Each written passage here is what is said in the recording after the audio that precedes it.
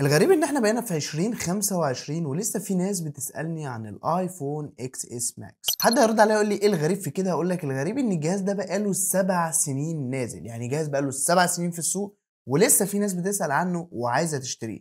فهل الجهاز ده فعلا يستاهل ان الناس تسأل عنه ويستاهل انك تشتريه في 2025 ولا لا؟ كل ده هنتكلم عليه في الفيديو وهنعرف تجربة الجهاز الكاملة في 2025. ولكن قبل ما نبدا بس تعمل لايك للفيديو وكمان انزل اعمل سبسكرايب للقناه، اشترك في القناه عشان نوصل ل 100,000 مشترك في وقت، وفعل زر الجرس عشان يوصلك كل فيديو جديده. ويلا بينا نبدا الفيديو سريعا جدا جدا.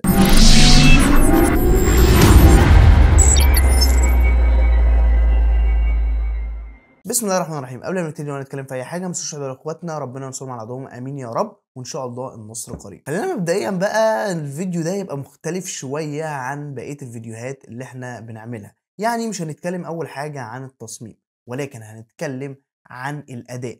وهنا انا هتكلم عن الاداء اول حاجه لسبب بسيط جدا، ان لسه قايل لك في اول الفيديو ان الجهاز ده بقاله 7 سنين، يعني معالج بقاله 7 سنين في السوق. هل بيقدم تجربه كويسه ولا لا؟ هل الجهاز ده اصلا بيوصل له تحديثات ولا لا؟ هل الجهاز يستاهل انك تشتريه مقابل الاداء اللي هتاخده منه ولا لا؟ فمبدئيا كده الجهاز ده بيجي بمعالج ال 812 بايونيك، معالج بتقنيه ال7 نانومتر، وكمان بيجي بجي بي يو 4 كور، والجهاز ده بيجي برامات 4 جيجا بايت رام. فاول وهله كده اول ما تسمع الارقام اللي انا لسه قايلها دي هتحس ان الجهاز مش اقوى حاجه وان الجهاز تعبان، لان رامات 4 جيجا بايت رام والمعالج قديم والكلام ده كله. ولكن في الحقيقة تجربة الاستخدام هنا عكس تماما اللي انت شايفه او اللي انت حسيته، لان الجهاز حتى الان مستقر جدا. الجهاز في استخدام السوشيال ميديا عادي وسلس وما بيقطعش معاك وما بيهنكش معاك. الجهاز اداؤه مستقر الى حد كبير، فجهاز بقاله 7 سنين نازل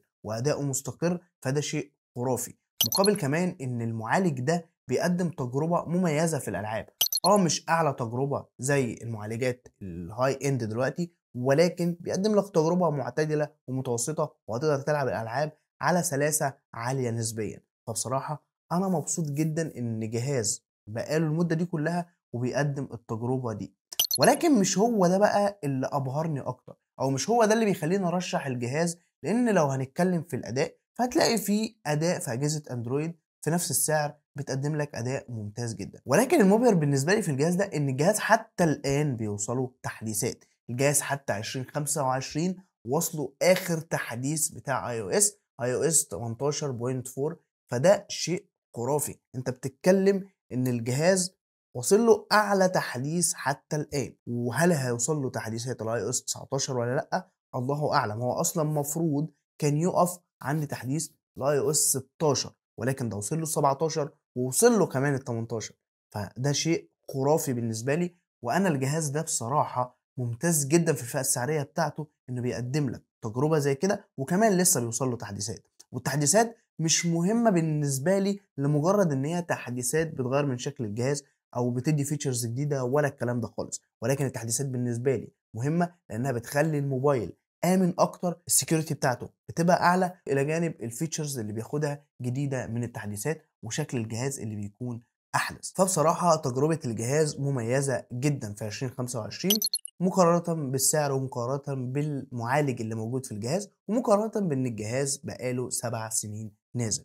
فبصراحه اول حاجه بالنسبه للاداء، انا شايف ان الاداء مرضي جدا، مش اداء يخليك قرفان من الجهاز او متضايق من الجهاز، بالعكس الاداء هيكون معاك مرضي وهيقعد معاك سنتين 3 بالشكل ده، فما فيش اي مشكله من الناحيه دي. طب بالنسبه للشاشه بتاعه الجهاز، لان ناس كتير قوي او انا منهم بهتم جدا بشاشه الجهاز ان هي تقدم لي كواليتي مميزه وصوره حلوه واداء مميز، عشان الشاشه اكتر حاجه الواحد بيبص فيها. انت باصص في الشاشه طول ما انت بتستخدم الجهاز، فالحاجه دي دايما انت هتحس بيها. وعشان كده الشاشه هنا بالنسبه لي بتيجي في رينج المتوسطه، مش اعلى شاشه موجوده حاليا في السوق ولا هي شاشه قليله، بالعكس هي شاشه متوسطه حلوه جدا، لان الشاشه هنا سوبر ريتنا اوليد، شاشه بتدعم محتوى الاتش دي ار 10 وكمان الدولبي فيجن، شاشه نسبه سطوعها 625 نيتس، حجم الشاشه 6.5 انش وبكثافه بكسلات 458 بكسل لكل انش. والشاشه دي كانت من اواخر الشاشات اللي بتدعم ال 3 دي تاتش، ولكن سيبك بقى من 3 دي تاتش والكلام ده كله، خليني اقول لك ان تجربه الشاشه هنا مميزه بالنسبه لي، لان الوانها قريبة جدًا، جدًا من الأجهزة الجديدة بتاعة أبل، الألوان حلوة أوي، الألوان معتدلة، ألوان طبيعية مدياك إن المحتوى فعلًا أقرب للطبيعة من إن هو over saturated والكلام ده كله، لأ شاشة مشبعة ولكن مش over، وكمان الشاشة ألوانها حلوة، الشاشة حدية الشاشة ممتازة جدًا لإن كثافة البكسلات 458 بكسل لكل إنش، أنت عندك دي نفس كثافة بكسلات الآيفون 16 برو ماكس، فأنت واخد نفس الsharpness اللي موجودة في الأجهزة الأحدث اللي نازلة في 2024، فده شيء جامد جدًا وممتاز في الجهاز، فعشان كده أنا باقول لك الشاشة فعلًا مش الحاجة اللي هتحس إن فيها تقصير، يمكن التقصير الوحيد اللي في الشاشة هنا وهي إن الشاشة 60 هرتز، ولكن بالنسبة لأجهزة أبل ده مش تقصير تمامًا، لإن الأجهزة لحد الآيفون 16 العادي اللي هو جهاز لسه نازل من شهرين 3 الجهاز ده بييجي برضه 60 هرتز، فأنت مش هتخسر حاجة غير ال120 هرتز اللي موجودة في أجهزة البرو، ودي أجهزة غالية جدًا، أنت بتتكلم في رينج الجهاز ده ما فيش جهاز تمامًا 120 هرتز في أجهزة أبل، كل الأجهزة 60 هرتز، الأجهزة العادية حتى الأجهزة اللي أغلى منه كتير جدًا زي ال16 العادي وال15 العادي وال16 بلس وال15 بلس كل دول 60 هرتز، فبصراحة هتاخد تجربة شاشة مميزة جدًا وجميلة، هتبقى مستمتع باستخدام الشاشة، لإن بصراحة أنا شايف إن التطور اللي حصل من بعد الXS Max لحد ال16 Pro Max في ألوان الشاشة ما كانش التطور الكبير أوي، في تطور ولكن مش التطور اللي يخلّيك تبُص لشاشة الXS Max تقول لأ دي وحشة، لأ الشاشة حلوة جدًا.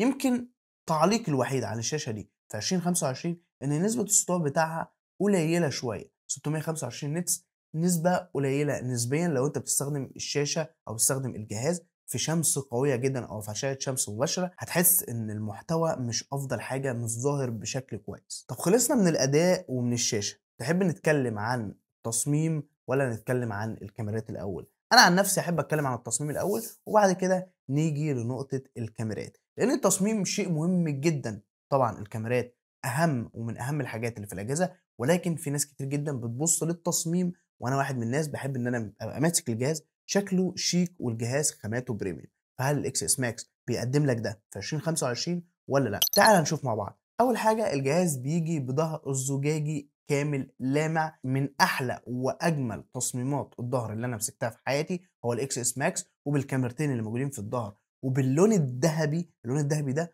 خرافي ومن أحلى الألوان اللي أبل نزّلتها. الجهاز تصميمه جامد جدًا، حتى الفريم هنا من الstainless steel يعني زيه زي الآيفون 14 برو ماكس اللي بييجي من الstainless steel، زيه زي الأجهزة العالية، طبعًا ال15 برو ماكس وال16 برو ماكس بييجوا من التيتانيوم دلوقتي، ولكن إحنا بنتكلم الstainless steel ممتاز جدًا وحاجة premium جدًا، فأنت واخد خامات premium أوي في الجهاز ده، وكمان لمّا تبُص على الشاشة تصميم الشاشة النوتش اللي بحواف قليلة، مقارنةً بالأجهزة الجديدة حوافها كبيرة شوية، ولكن هي ما زالت من أقل الحواف اللي موجودة، وشكل الحواف جامد جدًا لإنها كلها متساوية، والنوتش كبيرة شوية، ولكن في ناس بتستخدم النوتش عادي جدًا، مش حاسة إن فيها أي مشكلة، وأنا واحد من الناس لمّا بامسك جهاز فيه نوتش مش باحس إن الجهاز وِحِش أو قديم، لأ عادي، لإن أنا كنت متعوّد فعلًا على النوتش من أول الآيفون 11 برو لحد الآيفون 13 برو ماكس، فبصراحة الموضوع بالنسبة لي جامد جدًا إن الجهاز بيقدّم لي تصميم شيك أوي، تصميم ممتاز جدًا. يمكن العيب اللي في الجهاز بالنسبة للفريم أو بالنسبة للجهاز ككُل وهي فكرة الlightning، إن الجهاز دلوقتي بييجي بمنفذ lightning لإن الجهاز قديم ما بيتصنّعش ولا بينزل منّه جديد، فأنت بتاخد المخرج القديم اللي هو الlightning، عكس طبعًا الأجهزة الجديدة دلوقتي من أول سلسلة ال15 وأنت طالع الأجهزة كلّها بتيجي Type C، ولكن برضه دي مش حاجة هاقول إن هي عيب، لإن الأجهزة ما قبل ال15 كلّها بتيجي lightning، فده شيء عادي جدًا مقارنةً بسلسلة ال14 مثلًا إن هي بتيجي lightning برضه. وخلّي بالك من أحلى الحاجات اللي بتعجبني في الجهاز ده إن وزن الجهاز 208 جرام، وزنه مش جامد أوي أو مش عالي أوي، وزنه مش قليل برضه أوي، الجهاز premium وزنه في النُص كده، ماسك الجهاز مش حاسس إن الجهاز تقيل في إيدك، وبتستخدم الجهاز عادي جدًا، لو أنت إيدك صغيرة هتقدر إنك تستخدم الجهاز بإيد واحدة في ظروف كتيرة، عكس دلوقتي الأجهزة الجديدة عندك مثلًا ال16 برو ماكس أنا يستحيل أعرف أستخدم الجهاز ده بإيد واحدة، لازم أمسك بالإيدين واستخدم الجهاز، لإن الموضوع بيبقى صعب جدًا لإن الجهاز بقى حجمه 6.9 إنش، وكمان وزن الجهاز مثلًا عندك ال14 برو ماكس وزنه 240 جرام، فده شيء تقيل جدًا. خلّينا بقى نخش على الكاميرات وبعد كده البطارية سريعًا جدًا، لإن أنا ما فيش كلام كتير أقوله بالنسبة للكاميرات والبطارية. الكاميرات أنت عندك كاميرتين، كاميرا أساسية وكاميرا تيليفوتو والاتنين 12 ميجا بكسل.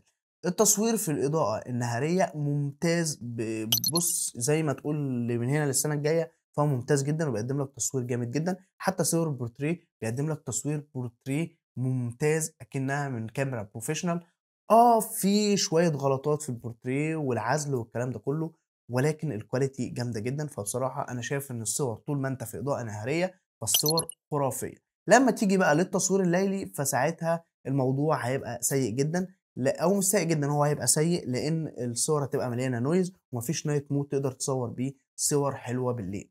فيمكن دي الكلام اللي هاقدر أتكلم فيه في الكاميرات، ما فيش كلام كتير. كاميرات تقدر تستخدمها عادي جدًا في الإضاءة النهارية، ولكن لو أنت من الناس اللي بتصوّر صور ليل كتير، فساعتها مش هيكون مناسب ليك الجهاز ده.